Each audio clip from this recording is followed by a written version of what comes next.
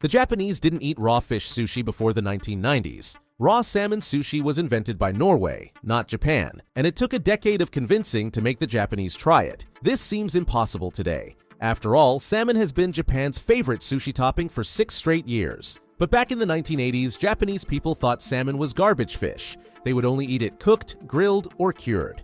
The very idea of eating it raw made them uncomfortable. Everything changed because of a Norwegian crisis. In the 1970s, Norway mastered salmon farming.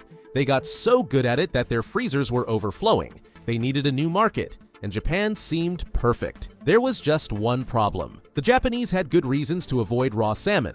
Their local Pacific salmon was full of parasites. It was too dangerous to eat raw, so when Norway suggested raw salmon sushi, Japanese executives were horrified. But Norway had a secret weapon. Their farmed salmon had no parasites. It was perfectly safe to eat raw, yet they couldn't advertise this fact. After all, who wants to hear about parasites in their food? So they tried everything else. They ran TV commercials. They got celebrity chefs on board. Even the Norwegian crown prince helped promote it. Nothing worked, until 1992, when desperation led to genius. They offered 5,000 tons of salmon at rock-bottom prices.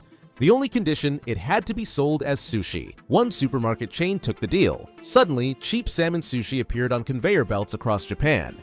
People tried it because it was affordable. They kept eating it because it was delicious. The soft texture and creamy taste won them over.